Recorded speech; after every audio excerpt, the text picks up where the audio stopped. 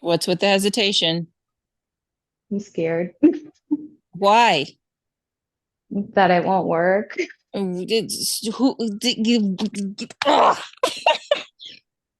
Hi, everybody, and welcome back. I have Marlena here again, and she has so graciously decided to share her journey with us. So, how was your week? Hi, everybody.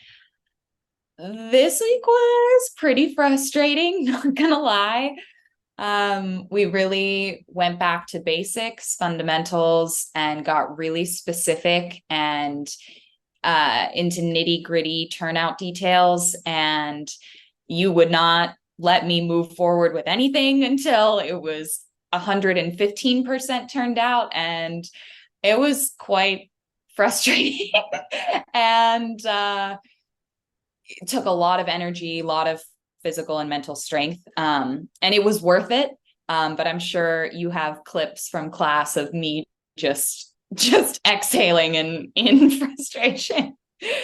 So, yeah, definitely we went back to the fundamentals, which means we didn't really run the variation very much this week. I think maybe twice total. But we did go and work on your turnout, and we did a lot of it in center so you could really get a hold of yourself and your placement and things like that. So you said it was frustrating, so I expect to be beat up really harshly with your comments and questions, so bring it on. Okay. Biggest question, I think one of the moves we really isolated and worked a lot on was rond de jambe. And I felt that we were working on making the working leg extremely light, no weight on it at all. And I could really feel that with my left leg being the working leg, but the right leg was way more challenging. And I was trying to see what was working on the left side and trying to incorporate what was working there onto the right side to make it better.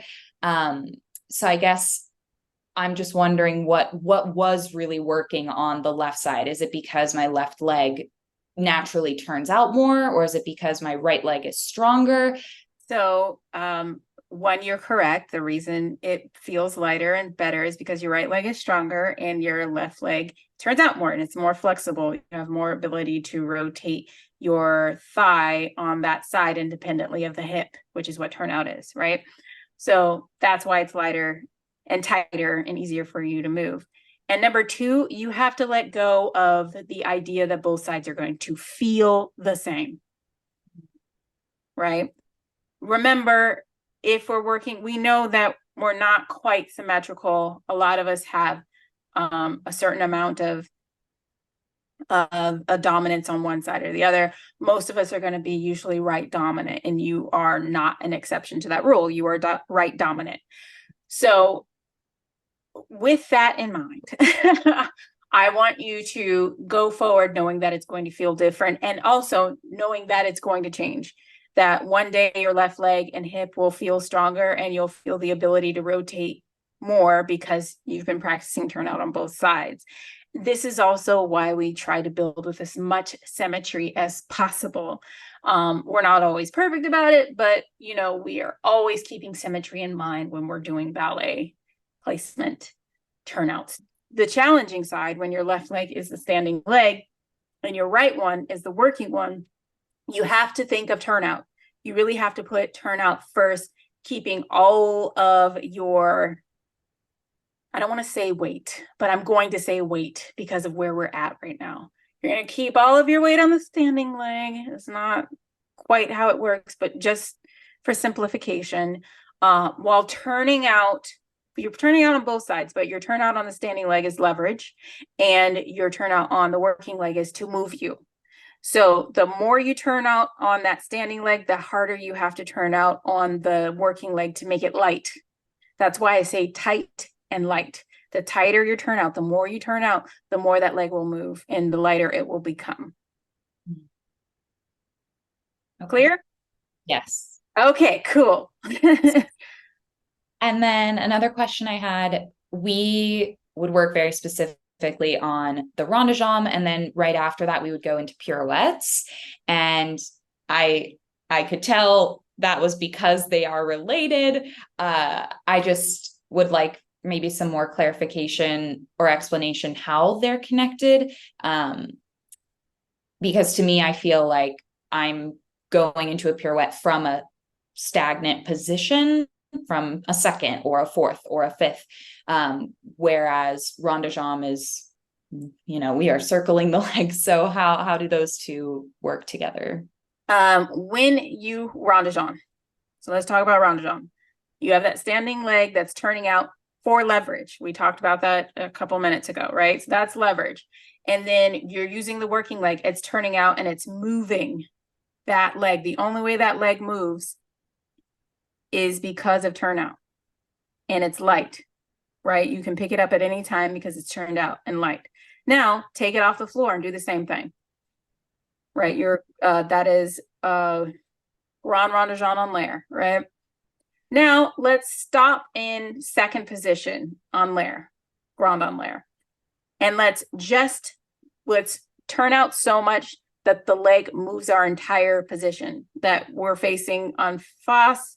Now let's face a face, but that working leg is steering you. And if you keep letting it go, if you keep letting that working leg take over with the turnout, with the strength of its turnout, it'll get you all the way around. Now bring that leg into retrait and then bring yourself to releve. And what do you have? A pirouette. Right. That is all a rondejambe is. That's literally all it is. Don't try to overcomplicate things. Everything is related to something. Everything is in ballet. It's like all of this. A plie and a releve and a tendu is everything. Like in a rondejambe, plie, tendu, releve, rondejambe, tendu. Those are your basic moves in ballet. If you master those, you can do anything you want in ballet. Especially plie, releve, plie. Plie, releve, plie is where all your tricks are. So all your jumps, all your turns. Yeah. Mm-hmm. And then you can start combining it with the rondejambe, you're in business. You're about to be Baryshnikov. So, all right. You mentioned in class today how Baryshnikov would take basic ballet classes just to work on this. And now it makes total sense. If everything in ballet comes down to these fundamentals, then why not work on them? I'm telling you, some people make it so complicated, and it is complicated. I don't want to pretend like ballet can't get complicated, but ultimately those complicated steps come down to the fundamentals. I don't care what they are. All of them are fundamentals. Mm-hmm. Okay, moving up. What do you got for me next? Not necessarily a question, just something we talked a lot about this week was kind of the different approaches to dancing, and how you can be very concerned with perfection and precision, and every move and every step is exactly perfect, versus dancing with some inhibition and taking risks and going for it. And the technique is still there, but it's more of an exciting performance. So that was interesting for me, because I definitely go toward the former, and we're trying to work on the latter. Right. So, yeah, I sent you 2 videos of 2 dancers that are in the same company, and they are both principal dancers. And one was super careful. She was super gorgeous and she was perfect. But you could see everything was going to be perfect. Everything was well thought out. Everything about her performance was predictable. She wasn't going to try anything new. Versus the other dancer, who just danced with so much spice and excitement. And she was still as technical, and I would say even more technical than the first dancer, but you couldn't see it. Mm-hmm. Couldn't see it at all. And I would say the difference between the first dancer and the second dancer is trusting your machine. And I'm so glad you brought this up, because I was watching the playback of your class today, and we were working on just some pirouettes, just some simple pirouettes from second. And you would do the pirouette and perfect it. Like you got down, but then every time I was like, do it again. And, I wouldn't let you rest in between. It was like, you were like, oh, like, oh, do I have to do it? Like you wouldn't, you were hesitant. And then when you did finish, you were kind of like heavy and slow. Like you had this heavy, gross energy, dare I say, before starting the new pirouette. And I'm like, that's how you want to start your new pirouette, instead of, great, got it done, check, do it again, do it again. I need repetition of doing this the correct way. That's all. Like you're just like noting it to yourself. So yeah, having that mindset of, yeah, I'm ready to try the next thing. I want to make sure I get this right so that I can keep pushing on. And then also not hesitating. Mm-hmm. Like literally there was a time today in class where we were talking and I said, why are you hesitating? And you're like, fear. And like, you're so worried about getting it right. And so badly, Marley, I'm just like, who cares about being right? Do it. You're set up. Like, trust your machine. You've been building your machine for a certain amount of time to place yourself. If you don't take risk now, when are you going to be ready to take risks? Mm-hmm. You've been working in the confines of safety. You know how to fall. You know what turnout is. You know what to look for. You know certain aspects of what you're supposed to feel. You know that most of the time, the feeling of doing it right actually feels wrong. Mm-hmm. And what happens when what physiologically happens when we're in fear? We go backwards. We push back. And what does turnout supposed to do? Bring us forward. Yeah, turnout is supposed to bring us forward. So you're naturally fighting against something that you've been working towards. So you have to let go of the fear. You have to let go and push in to the confidence that you need so that you can keep turning out. Easy peasy.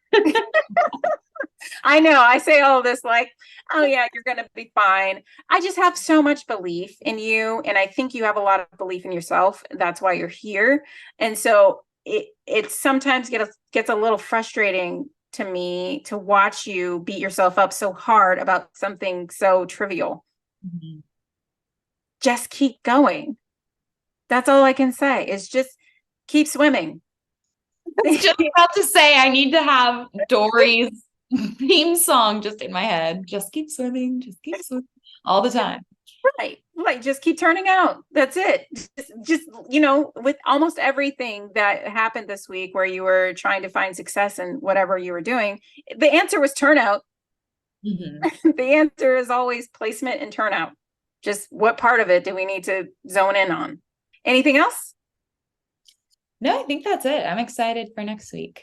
Me too. So next week, we're going to work on the variation. We're going to do a lot of point work. But it won't be as technical. Do not freak out. Please don't freak out about this. You know me, we will come back to it when we need to. But this week was just about, getting you placed and having a good time and getting you to go, oh yeah, I have turnout. I should use it. Basically, that was the goal of this week. Love All it. right. Thanks so much for watching, guys. Feel free to subscribe. Oh, leave a comment if you can relate to any of this. And we will see you again next week. Bye. Bye.